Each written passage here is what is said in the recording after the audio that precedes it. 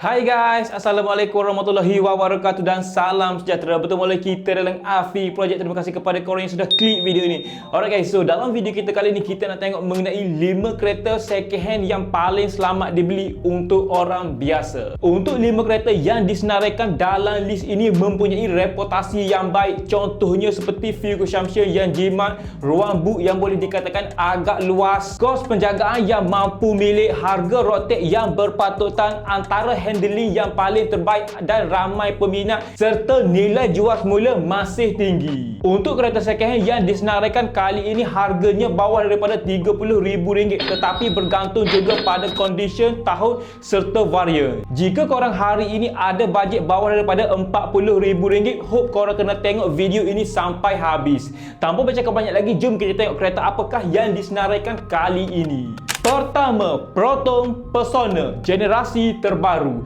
Ramai orang hari ini tolak Proton Persona ini disebabkan satu sahaja, iaitu design body untuk bahagian luaran. Namun daripada segi practicality, ia antara kereta ekonomi yang paling berbaloi sekali dimiliki. Kenapa kami katakan begitu? Sebab ia antara handling yang paling terbaik sekali dalam kelasnya. Bercakap tentang handling ini bukan semata-mata korang bawa atas highway layan corner ataupun korang pergi layan corner dekat mentakap. Tidak semestinya begitu, tetapi kereta dalam keadaan slow pun masih yakin dengan handlingnya berbanding kereta segmen B yang sama harga dengannya. Proton Persona terbaru pada hari ini menggunakan enjin 1.6 liter. Enjin ini jika dijaga dengan baik boleh sampai 300,000 ke 400,000 mileage tanpa buat apa-apa overhaul. Yang paling penting, ia mempunyai fuel consumption yang cukup memuaskan, sekitar 6.5 ke 8.5 km untuk per liter. Manakala daripada segi ruang boot pula, saya boleh katakan ini antara ruang boot yang paling besar sebagai sebuah kereta nasional dalam segmen B dalam kelasnya, sekitar 510 liter. Untuk Proton Persona terbaru pada hari ini, korang kena tahu sahaja, walaupun tak cantik bentuk luaran dan ianya pernah digelar sebagai Proton Persona lipas, namun ianya pernah mendapat pengiktirafan Asia NCAP sebanyak 5 bintang. Harga pasaran untuk Proton Persona generasi terbaru pada hari ini kita dah boleh dapati bermulanya daripada harga RM20,000 ke RM30,000 bergantung pada tahun. Untuk tahun ini sekitar tahun 2016 sehinggalah tahun 2020. Personally saya boleh katakan ini kereta value for money jika korang tak fikir nilainya yang selepas itu. Kedua, Nissan Almera N17. Untuk model ini ianya mula diperkenalkan pada tahun 2012 sehinggalah tahun 2019.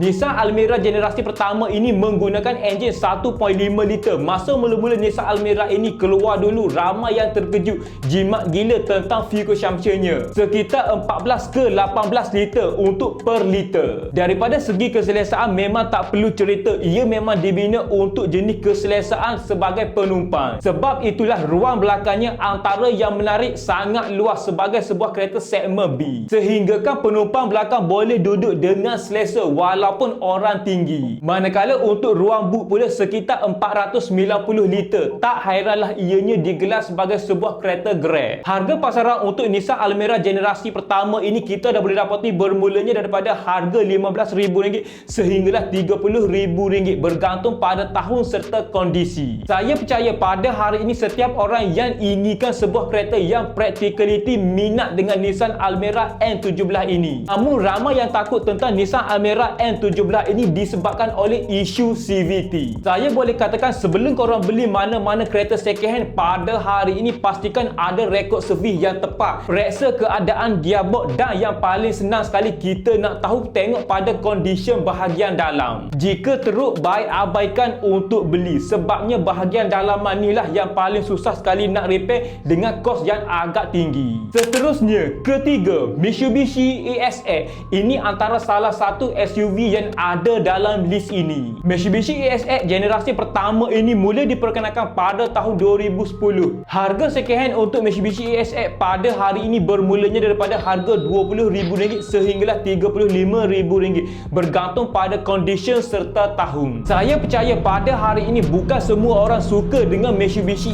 ESX ini berbanding saingannya iaitu Honda HR-V. Namun kepada yang memiliki Mitsubishi ESX ini, mereka yang pentingkan pemanduan agak lebih sporty. Dan yang paling penting jika nak dibandingkan di antara dua varian ini mengenai enjin, ESX antara enjin yang paling lasar. Personally saya boleh katakan untuk Mitsubishi ESX ini walaupun usianya dah lama tetapi bentuk bodinya lebih kepada evergreen lagi ataupun tak lapuk dek zaman.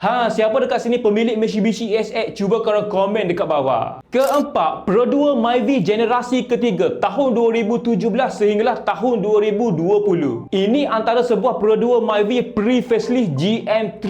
Jika korang hari ini nak cari sebuah kereta bajet second hand, ini antara pilihan paling selamat untuk dimiliki. Ada dua varian enjin yang diperkenalkan iaitu 1.3 liter dan 1.5 liter. Bukan saya nak katakan Pro Duo Myvi yang sebelum ini tak bagus ataupun generasi kedua itu tak bagus, tapi untuk condition generasi ini lagi selamat untuk dimiliki. Dan yang paling penting, unit ini masih boleh buat long lagi. Daripada segi penjagaan ataupun fuel consumption mungkin saya tak perlu ceritalah dalam video ini. Saya pasti ramai yang tahu ini antara sebuah kereta yang famous dekat Malaysia. Manakala daripada segi harga pula untuk pasaran second hand pada hari ini untuk tahun 2017 sehinggalah tahun 2020 bermulanya daripada harga RM25,000 sehinggalah harga RM35,000 bergantung pada tahun serta condition. Alright guys, seterusnya kita masuk yang terakhir sekali iaitu yang kelima. Ia adalah Toyota Vios XP150. Toyota Vios generasi ini lebih dikenali sebagai Toyota Vios Clio. Ia mula diperkenalkan pada tahun 2013 sehinggalah tahun 2018. Generasi Vios daripada dulu lagi sehinggalah ke hari ini memang tak boleh ditandingi daripada segi enjin, cukup tahan lasar.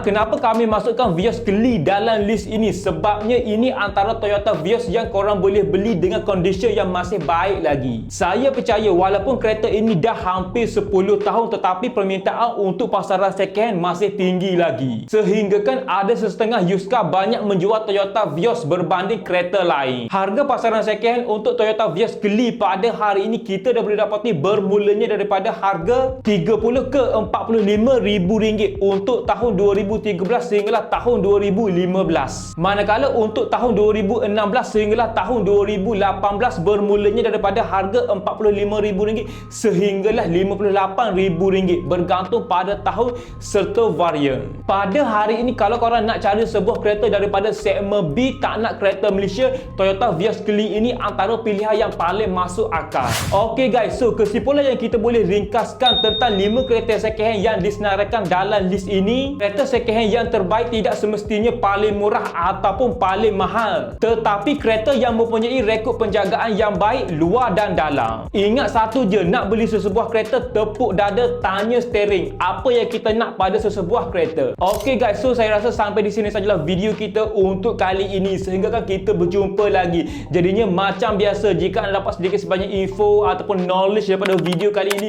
saya hargai sangat jika anda bantu saya dengan 2 klik, iaitu klik tombol subscribe dan klik button like dekat bawah ni. Pastikan korang tinggalkan komen di bawah dan cadangkan apa yang korang rasa perlu untuk saya review ataupun sebagainya. Terima kasih.